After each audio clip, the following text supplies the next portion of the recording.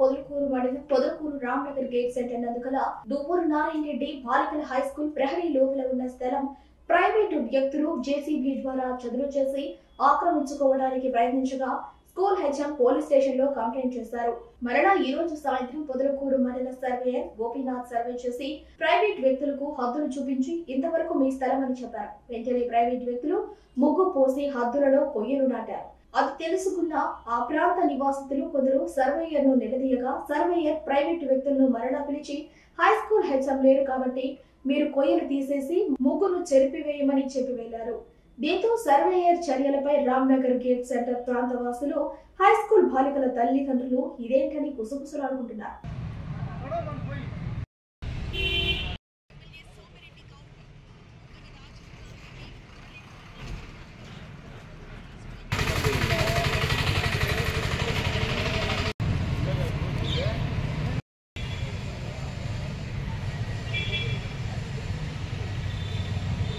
జిల్లా సర్వీస్ పెడితే ఈ కాగితం ఆ కాగితం పెట్టి తిరిగి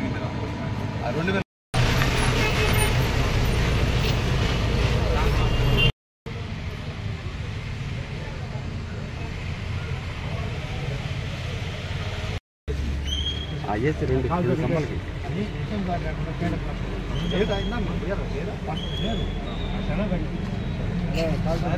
హెచ్ఎం సార్ ఎన్ని రోజులు నోటీస్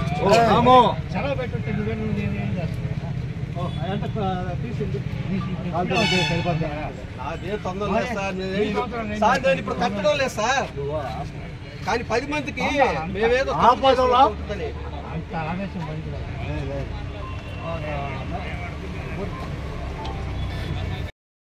మంచిగా బాగుండేది.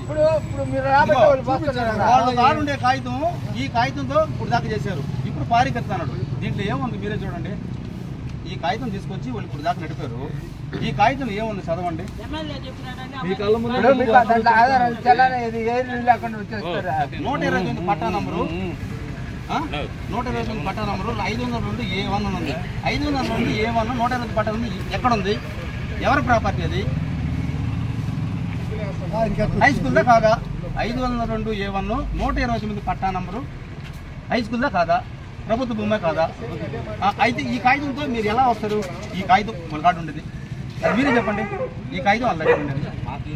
ఇది ఎప్పుడు రాశారు? 1940లో రాశారు. 1940లో ఈ రాసిన ఆయనకి ఇది ఉందా లేదా?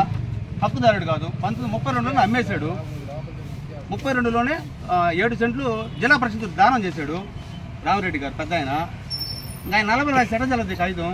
ఈ కాగితం పట్టుకొని పారికత రిజిస్టర్ చేసుకుంటే ఈ ప్రజల సొత్తు. ఇది ప్రజలు 32 నుంచి ప్రజలు అక్కడ ఉండేవాళ్ళు. ఏ కాగితం ఈ కాగితం మీద అంతే కదా. ఇది చూడండి మీరే చెప్పండి. ఇది ఏంది? ఇది పంపక పారికత నేను రిజిస్టర్ రిజిస్ట్రేషన్. ఇది ఒరిజినల్గా కాదా చూడాలి కదా. ఒకటి చూడండి. ఇప్పుడు 7 సెంట్లు ఉంటుంది. లోపల కూడా పోతాం. లోపల కూడా వాళ్ళకి సంబంధించి